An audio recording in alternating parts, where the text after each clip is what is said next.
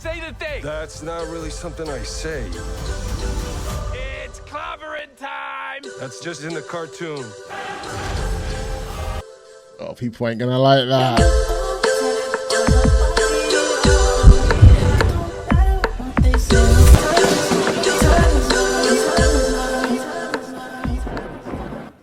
What is going on YouTube? Double O here. We're going to be checking out the Fantastic Four First Steps final trailer.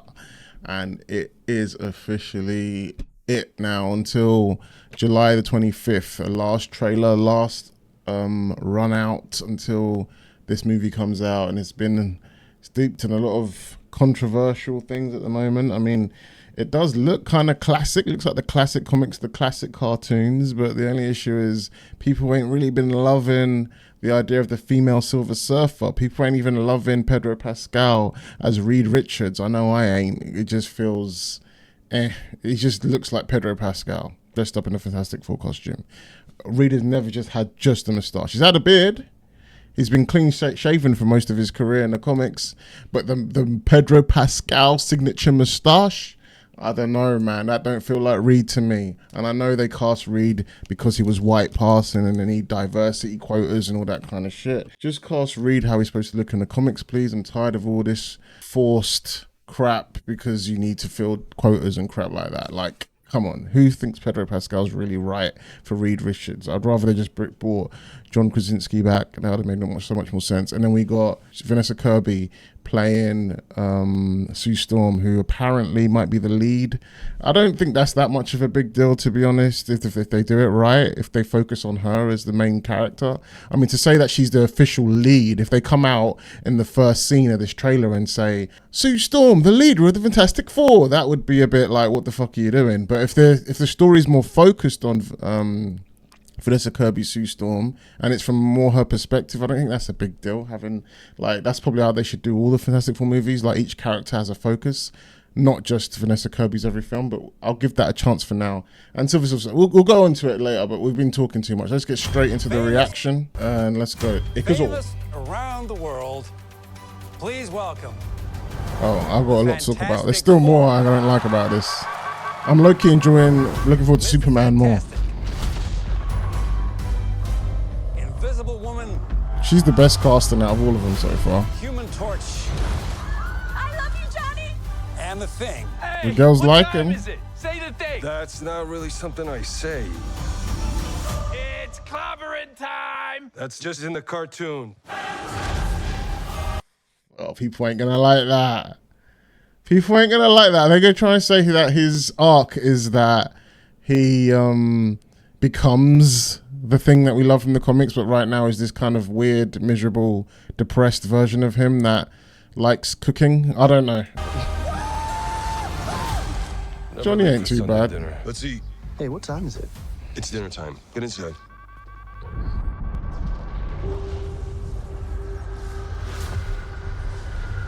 I herald his beginning. Female surfer. I herald your end. I herald. Harold. Who's Harold?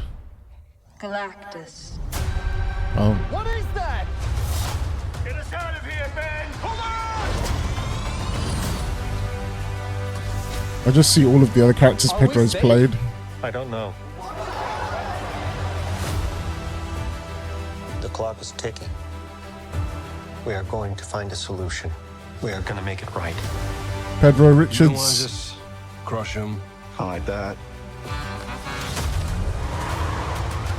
The four of us will face the danger. We will protect you. Family. It's about connecting to something bigger than yourself. We'll face it together. As a family.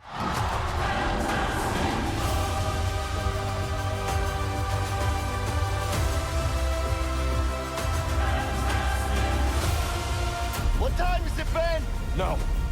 What time is it, Ben? No, Johnny. Say it! I don't wanna! Yeah, character development. I was gonna say it. That's kind of a spoiler, like, right?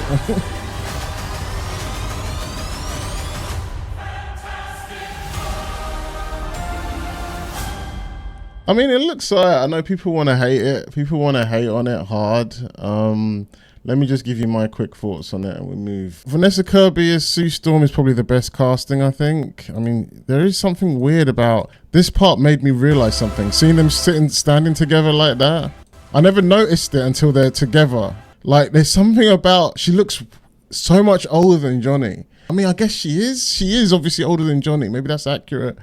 But like, it just seems so strange to see it. Like, how much, I don't know. She just seems way older than him for some reason. But that's the smallest complaint. It's not even a complaint. It's just something that I just noticed that felt weird.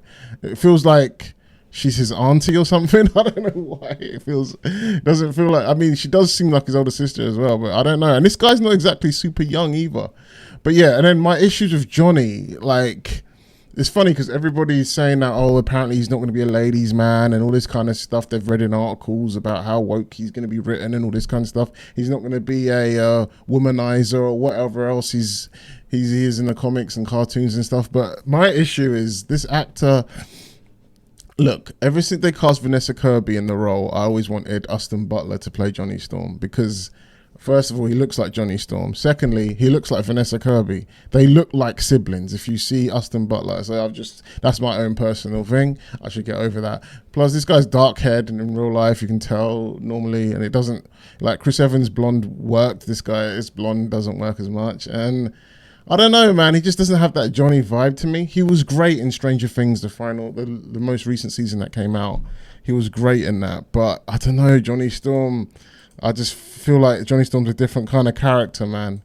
He's more like a Deadpool's Peter Parker type than a Johnny Storm type, if you get the characters from the comics, you know what I mean? Yeah. And who else we got? We've got Pedro as Reed. I'm just tired of Pedro in anything right now, man. It's boring. Like, they cast him because he's the most white passing person of color in Hollywood, and everything's all political, race politics and identity politics all in Hollywood right now. So he's literally just the best DEI hire they've got right now. That's what he feels like to me. And I can't even take him seriously as Reed, man. It couldn't even at least be clean shaven for it. This is supposed to be their origins, isn't it? First steps, that's what they're calling it, right? Before they move into the MCU. Hopefully there's a different version. And I know this is very contentious. This female Silver Surfer, yes, I have a lot to say about this film.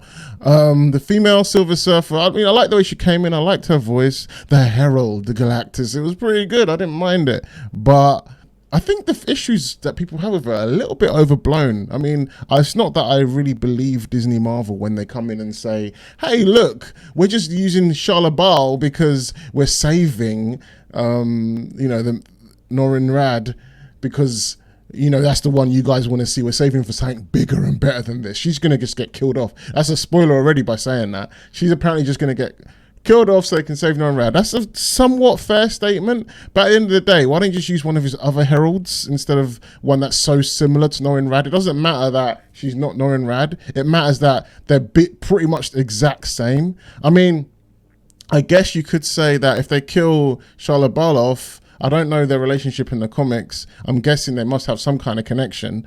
And Norrin Rad is maybe angry. Maybe this is his sister or his wife or something like that. I know that's not his wife, but they could change it up. And Norrin Rad wants revenge, and that's why he comes in or something. They could do it like that, but she's obviously some kind of relation to him. If she isn't, then this is a waste. A complete waste is for gender swap. But she has to have some relation to Norrin Rad. But then here's the issue. Obviously, this universe, this fantastical universe, this retro-futuristic universe, is going to get destroyed by and eaten by Galactus. Spoiler alert. It's clearly something like that's going to happen at the end of this film, which forces our Fantastic Four in this movie to come to our MCU current, so Doomsday can happen and Pedro Pascal, Vanessa Kirby and all them lot can be involved in a Doomsday storyline. So I'm guessing Norrin Rad is going to be from that universe. So are they just going to retread this again with another Galactus from the MCU main universe? Like, we've just seen it happen in this film. Why are they going to tread the same storyline again? So that excuse seems really weak and flimsy to me, that we're saving it for proper Norrin Rad. And that's why we gender swapped her here, because you can't do the Galactus storyline after you've done it here again. That just seems strange, unless you're building up to something. Unless you're going to say the worlds have collided and this version of... So Norrin Rad in this universe is going to get revenge in the MCU proper, because the worlds have collided. They're going to do the Incursions event from the comics. Maybe that's what they're trying to do. That's the only thing that makes sense to me, that they have to do Incursions and the whole of the universes becomes one battle world, and then Norrin Rad from this universe wants revenge for Shalabal, because otherwise just do Norrin Rad. I don't get it. But yeah, otherwise it doesn't really bother me that they're using this version, as long as Norrin Rad is somewhere there that's going to come in soon. But it sounds like a flimsy excuse just to have a gender swap Silver Surfer. Even I know she's in the comics, but she's in the comics for all of 2 seconds. And it just kind of takes the wind out of the sails of the whole epic story of the Silver Surfer coming to prepare Earth for Galactus. The Silver Surfer, we all know, one of the most popular characters in the comics, Norrin Rad. And then you just swap for Shalabal. It just seems weird. It's kind of like, remember when Civil War was about to happen and Marvel finally got the rights and Sony decided to work with Marvel to finally introduce Peter Parker, who's a big part of the Civil War comic books, and it was exciting that he was, everybody, if you watch people's trailer reactions back then, as soon as he dropped in and said, "Hi everyone blew up in super excitement to see Peter Parker's Spider-Man show up. If that was Miles Morales, and then instead, if they just swapped it out for Miles Morales, that's what this would feel like. It would just, bro, we've been waiting so long for this, and instead of giving us Peter Parker Spider-Man, you're giving us Miles Morales in a place where Peter Parker Spider-Man should be. It just wouldn't work the way you've set it all up, you know. And I understand the criticism, though. If this is just going to be a minor thing, this universe is getting destroyed anyway, it might work. But yeah, I think that they're just gaslighting us so they can have a female Silver Surfer. That's what it really does feel like. I don't know whose idea it was to have this thing where, no pun intended, that the character arc of the Thing is going to be that he's not anything like the comic version, and as the film goes on, he becomes the comic book version, but not in how he looks. He's already how he looks. It's going to be his character arc. I mean, I guess, but it just seems like cheap character development, you know? It's like, that's just a thing they've added. I don't think there was ever a thing where the Thing becomes more confident in the comics or anything like that. It's like, it's weird. It's like, why would you do this whole thing where you're going to have a character be nothing like how they are in the comics and then they slowly become that character later on? There's no precedence for that in the comics. I don't know why they're doing that. It's just unnecessary. Like, no, Johnny, no, I'm not going to say Clobber in Time. And Clobber in Time is most famous line ever, and it's going to be some big thing they're making it. That just seems like some 2002 type shit. I don't know. But anyway, yeah, I don't know. The action looks good. At least the effects look nice. Vanessa Kirby's my best favorite casting in all of this. The guy that plays the Thing, actually, I actually really liked him. He's already been in my MCU. He's already part of the MCU universe. So I guess it's fine that he's playing the Thing, because technically he's from another universe. But the guy that's playing the Thing was in the MCU already as quite a character from the comics. He used to play Micro in the Punisher TV show. And Micro and John Berthenol's Punisher were great together. I recently watched that a few months back with my partner, and we enjoyed that. And I loved his character. Micro was one of my favorite characters, actually. Reminded me a lot of Maximilian Dude, if you know who that is. So him playing the Thing, I like the actor, but I don't know, man. I don't know if I like the direction they're going with him right now. But I'm sure he's going to eventually be the Thing we know and love. But we want to come to watch these movies to see the characters we love, like pretty much straight away, not that they become the character we love at the end of the movie when it's time to leave. That just seems like a waste. But anyway, that's my reaction to the Fantastic Four trailer, First Steps final trailer. If you liked it and all the info I dumped on you guys, please give me a like, subscribe, and I'll see you again soon. I think I'm looking forward to Superman more than this, to be honest with you. Superman looks a bit better to me, but I'm going to watch both movies. I'm going to give you my reviews and I'll say which one's better. Thanks for watching. Peace.